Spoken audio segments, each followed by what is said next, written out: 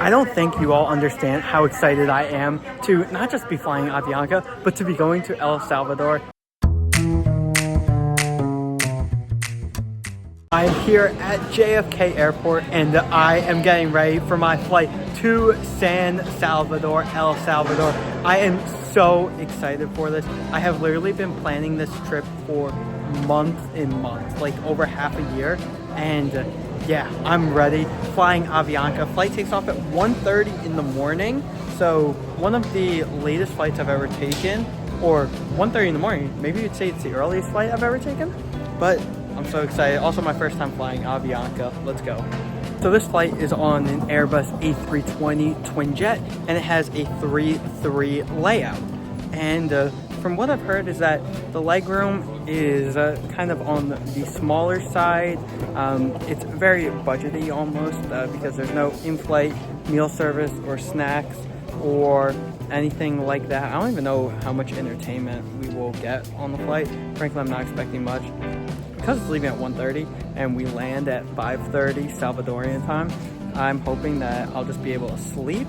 Normally on flights, I don't get more than like 2-3 hours of sleep if it's an overnight flight, especially considering this is only 5 hours and it's considered an overnight flight.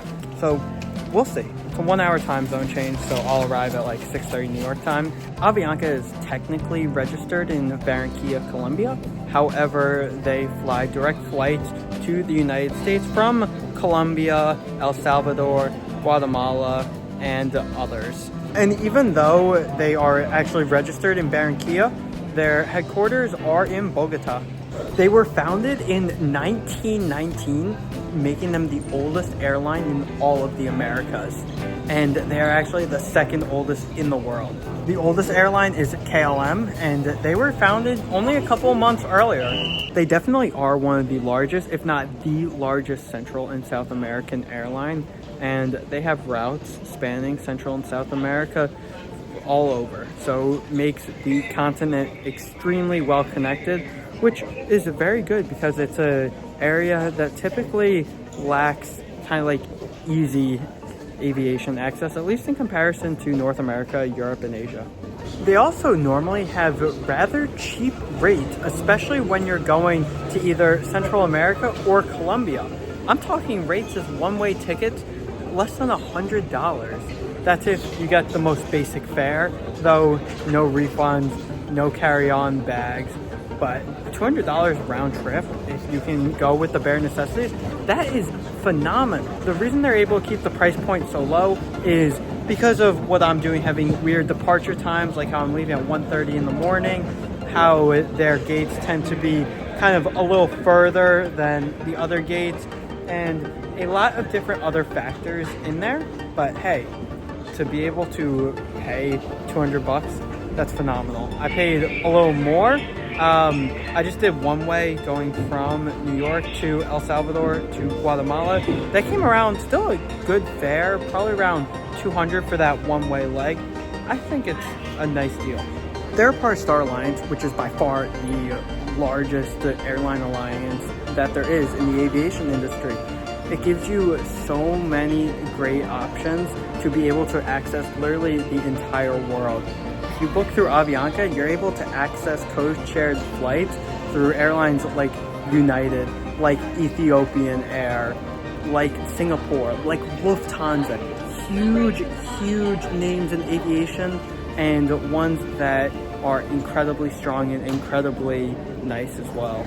Even though I'm taking a medium haul flight that's overnight, I wasn't allowed to bring on even the carry-on with the airfare that I got.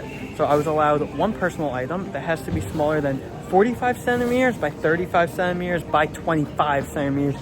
That is length, width, height. So as long as you have a bag within that, you're all set. Carry-on bags is a little bit larger.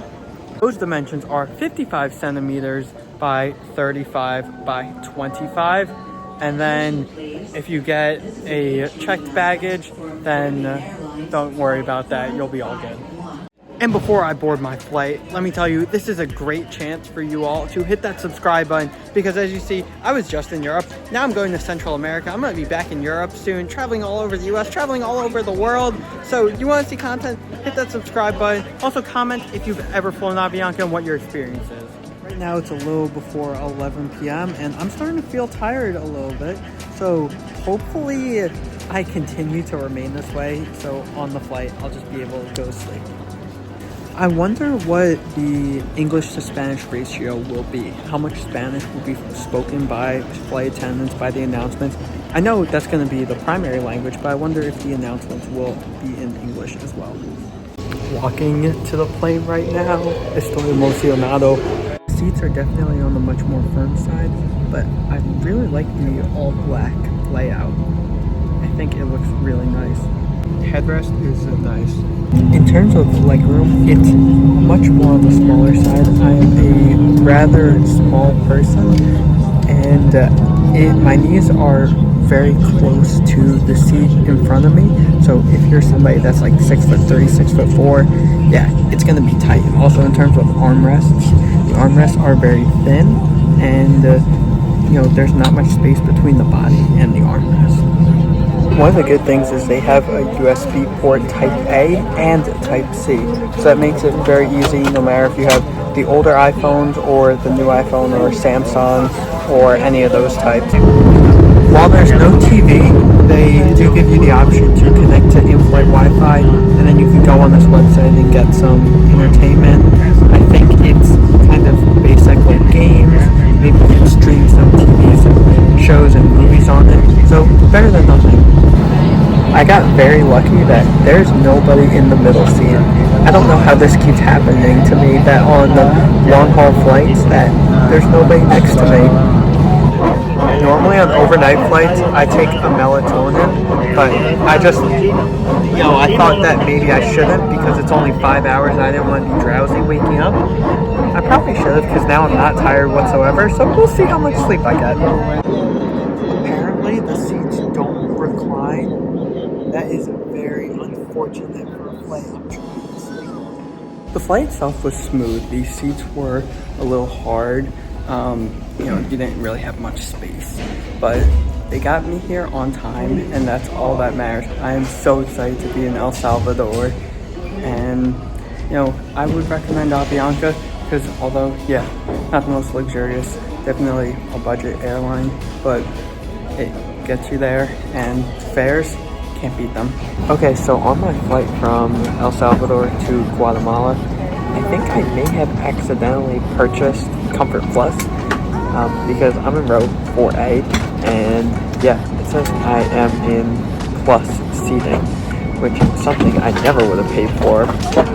Maybe, yeah, I don't know how I ended up here because I know I bought the seat 4A. I paid extra for an assigned seat. So this is weird, but I guess it gives you more of a perspective on the difference between economy and Comfort Plus. So these seats have a lot more cushion, like a whole lot more cushion, as well as it has the neck rest that is adjustable, which is really nice.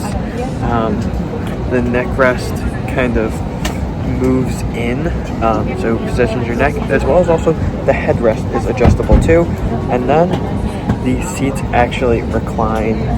Previously in economy, the seats don't recline. So yeah, those big differences, very important differences. I still don't know why I ended up here. Did I accidentally pay more for this? I don't know. Also, in terms of legroom, because regular economy was pretty tight, even for someone like me, the legroom here is noticeably slightly larger. It's nothing like crazy, but you do have an extra, probably about 2, maybe 3 inches more. This flight is also only 45 minutes, so I really hope I didn't spend more for this seat. I'm gonna have to look at my receipt. I don't think you all understand how excited I am going to El Salvador. Oh my god, I'm gonna have so many videos on it coming up. So be ready for El Salvador. We also got loads from Guatemala and then Panama. So I have just arrived in Guatemala City, country number 18. Oh my god, this next week is going to be jam-packed. I'm going to be in Antigua, going to visit Mount Pacaya, Mount Acatenango, Mount Fuego, Papatenango, and hopefully get to Guatemala City, actually explore. So there's so much to do, and yeah, it's late now. It's literally 11 p.m. at night. Just got in from El Salvador, but we're gonna do this.